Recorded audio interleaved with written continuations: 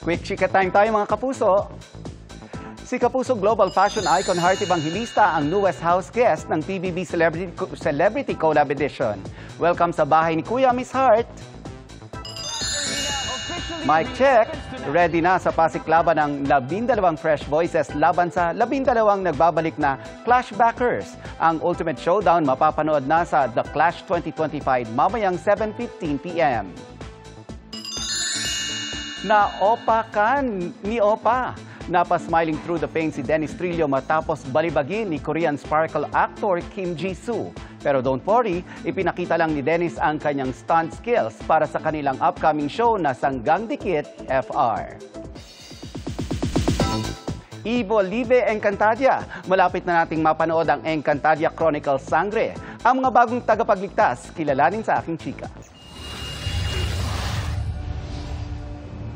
Sa kauna-unahang pagkakataon, ipinasilip ang mga kaabang-abang na eksena sa pinakamalaking telepantasya sa GMA Prime, ang Encantadia Chronicles Sangre. Sa pag-usbong ng bagong panganib, darating ang mga bagong tagapagligtas. Say abisala sa mga bagong tagapangalaga ng Brilyante na formal nang ipinakilala sa MediaCon kanina. Ang apat na sangre, sina Bianca Umali o Terra, Faith Da Silva o Flamara, Angel Guardian o Dea at Kelvin Miranda o Adamus. Bago ang MediaCon, nakapanayam ng GMA Integrated News ang apat na sangre. Iplinex ng apat ang kanilang full costumes at mga pinagdaanan habang sinushoot ang Kapuso Telepantasya. Aminado si Faith na sa sangre na challenge ang kanyang kakayahan sa pagganap. Na hindi ako bihasa pagdating sa pakikipaglaban. Yung ibang klaseng laban siya dahil yung brilyante ng apo yung nasa akin. So yung fire, yung alab talaga ng pakikipaglaban, yung init, it has to be there. Nagpapasalamat naman si Angel na nakatulong ang mga nauna niyang project para maging handa sa pagganap niya sa bagong serye. Galing akong Running Man.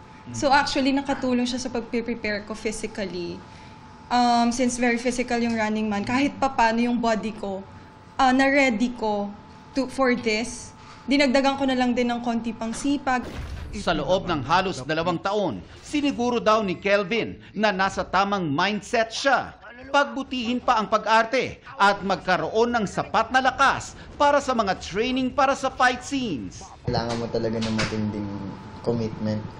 Kung mahina yung isip mo, hindi mo talaga siya kakayanin kasi nakaka-burn out din sa totoo lang. Kasi yung we're talking about 2 years. Yes.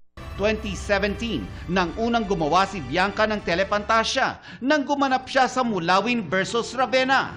Malaki na raw ang pagbabago pagdating sa paggawa ng ganitong genre. It's harder because dahil tumataas yung standard ng mga tao at tumatalino yung audience natin. Our audience are thinking people and they are intelligent people na hindi ka na lang pwede basta-basta magpalabas ng kahit na ano sa TV ngayon.